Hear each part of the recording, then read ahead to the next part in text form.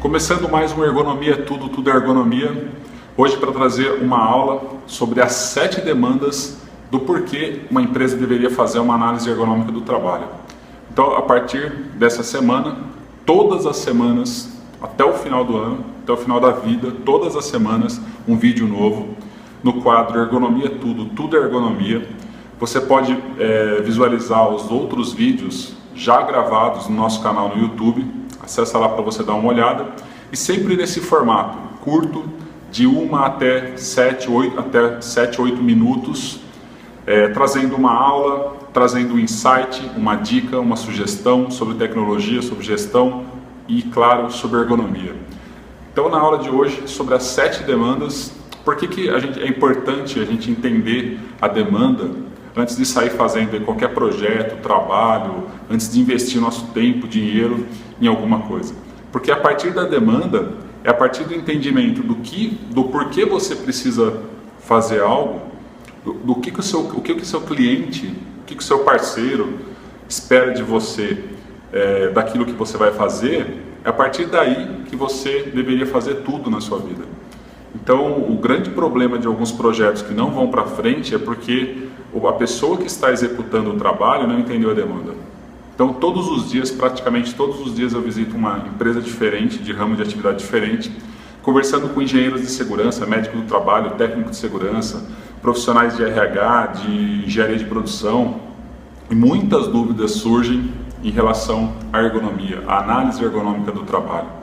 E esse assunto, é sobre esse assunto que a gente vai falar hoje.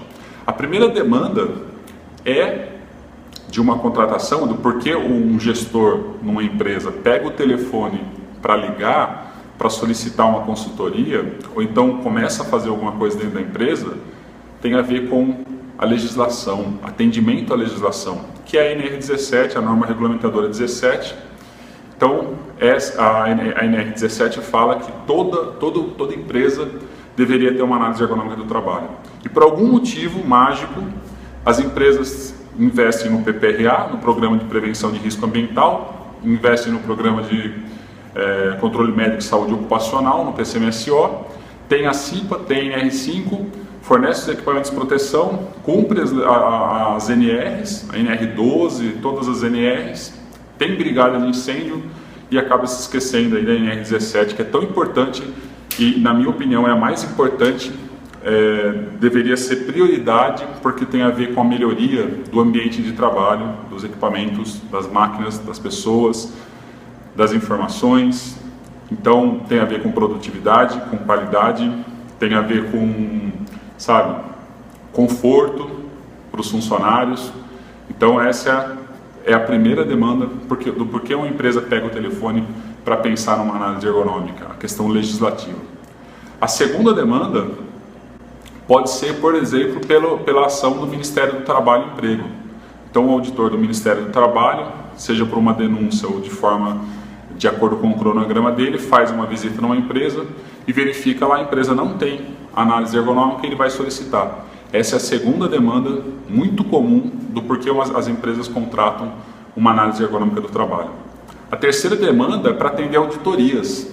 Então, seja a sua empresa que é certificada numa OSAS 18000, que fala de segurança do trabalho, ou numa ISO 14000, que fala de meio ambiente, numa 9000, que fala de qualidade.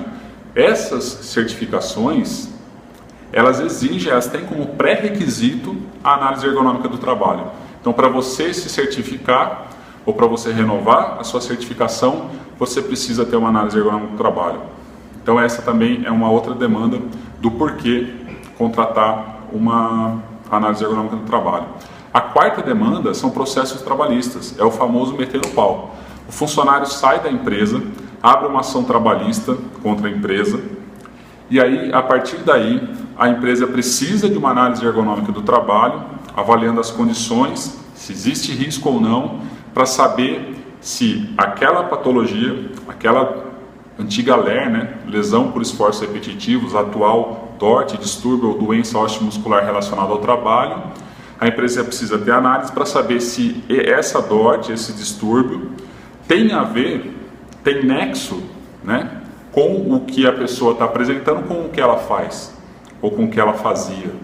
Então, se eu tenho uma bursite, uma tendinite, se eu tenho uma hernia de disco, eu adquiri na empresa, a atividade, a tarefa que eu executava na empresa foi suficiente para causar esse mal, esse problema? Ou, se não foi o suficiente para causar, poderia ter agravado um problema já existente? Então, a análise ergonômica responde a essas questões envolvendo aí processos trabalhistas, né? Então, extremamente importante para a empresa ter esse documento para, primeiro, agir de forma preventiva e proativa, identificando uma situação de risco, melhorar as condições de trabalho para o funcionário, para as pessoas e também para se resguardar como empresa. E, em último caso, para ela saber a culpabilidade, se ela realmente foi responsável por determinada injúria, por determinado mal, né? Então, esse é o quarto motivo, a quarta demanda por uma análise ergonômica do trabalho. A quinta tem a ver com afastamento, absenteísmo. As pessoas faltam ao trabalho por doenças, por patologias, por não estarem saudáveis, e essas doenças ocupacionais acabam, por motivos ortopédicos que têm relação com a ergonomia, acabam criando aí um passivo para a empresa. Porque a pessoa ficou afastada, quando ela retorna, a empresa precisa realocar ela num posto de trabalho. Mas ela, de repente, não consegue mais fazer determinada atividade que ela fazia. E aí acabam criando os cabides, né? As empresas criam postos de trabalho, vai trabalhar na portaria, porque tem que readmitir.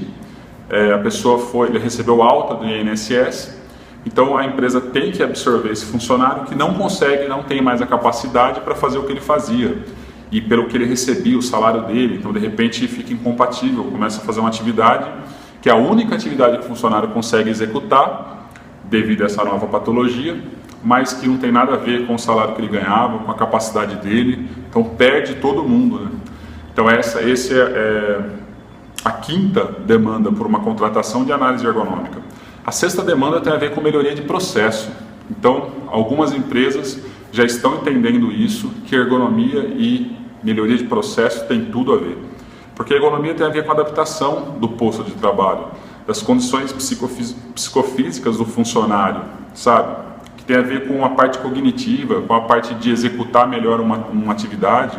Então, quando você melhora um posto de trabalho, quando você melhora, por exemplo, aproximando as coisas da área de alcance do funcionário, evitando o desperdício de movimentação, aproximando, diminuindo as distâncias. Quando você tem um equipamento ou uma máquina nova que não existia, que melhorou a parte de ergonomia daquele posto, consequentemente, com certeza você também vai ter uma melhoria. Inclusive é possível quantificar essa melhoria.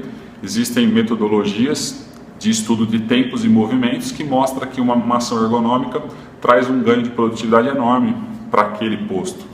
E a própria definição, segundo a Associação Internacional de Ergonomia, traz essa definição da ergonomia como produtividade, né? Então, melhorias de processo é uma outra demanda, porque uma empresa contrata aí a análise ergonômica do trabalho. E a última, que deveria ser muito mais recorrente, é pela produtividade, pela proatividade, né? Melhor dizendo, a proatividade. A empresa faz de forma proativa. Não é por legislação, não é porque ela foi notificada, não é porque está tendo afastamento. De repente a empresa nem tem afastamento, de repente a empresa, ninguém reclama na empresa, mas de forma proativa ela vai lá e contrata uma análise ergonômica do trabalho. Então essas são as 7 demandas sobre o porquê uma empresa contrata uma análise ergonômica. Então, se você é gestor na empresa, se você trabalha no RH, no jurídico, na segurança do trabalho, na medicina do trabalho, pense sobre essas demandas. É muito comum uma empresa ter mais do que uma demanda, pode ter 2, 3, 7 demandas pela contratação, e essa é uma justificativa aí para você conversar com o seu diretor, conversar com a empresa, para você planejar a contratação de uma análise ergonômica do trabalho. Se não for para esse ano ainda, mas que seja para o próximo ano, mas, sabe, começa fazendo. Você tem 100 postos para avaliar, 100 situações, começa por 1, 2, 3, a ergonomia é demanda, são as demandas, né? Tem outras demandas, não são só essas. Um médico para abrir um comunicado de acidente de trabalho, uma CAT, para saber se, de repente, a doença, né, o problema nas costas, a lombalgia do funcionário, é uma doença ocupacional ou não, se ele abre ou não CAT, ele precisa de uma análise ergonômica. Então são outras demandas, mas essas são as principais que a gente vai falar aí. No próximo dia 27/2, sexta-feira agora, próxima sexta-feira do mês, vai acontecer um web seminário ao vivo, inédito, gratuito, onde a gente vai falar, esse assunto das 7 demandas foi um dos 7 assuntos, tem mais 7 assuntos onde a gente vai se aprofundar sobre a análise ergonômica do trabalho. Tudo que um gerente precisa saber sobre a análise ergonômica do trabalho. Então, além das 7 demandas, tem mais 6 tópicos, mais 6 pautas aí para a gente discutir ao vivo, das 19 às 20 horas. Então, ainda existem algumas vagas, a sala está quase lotada, muito legal, muita gente se inscrevendo do Brasil inteiro, até de fora do Brasil. Então, se você quiser garantir a sua vaga, vai no link aqui da descrição do vídeo, faz a sua inscrição, você vai receber um e-mail de confirmação e no dia 27 você acessa a sala e participa. Se você não, todo mundo que fizer a inscrição não puder participar ao vivo, vai receber um link para assistir a gravação, o evento será gravado. E depois desse período de inscrição, o vídeo com a gravação na íntegra do evento vai estar disponível na nossa área Personal. Então, assinante Personal tem acesso a todos os vídeos, são mais de 10 web seminários gravados, disponibilizados, acontecerão ao vivo e estão gravados na área Personal. Então, se você quiser conhecer um pouquinho mais sobre a área Personal, também acesse o link aqui na descrição. Então é isso aí, pessoal, o recado que eu tinha para dar hoje era esse daí. Então, lembrando, toda semana um vídeo novo. Hoje ultrapassou um pouco aí o estipulado do tempo, né? Que a ideia é manter até 8 minutos, mas o formato é esse. Espero que vocês tenham gostado. Deixe seus comentários se vocês gostaram, critique se vocês não gostaram, dê uma sugestão, participa e até o próximo.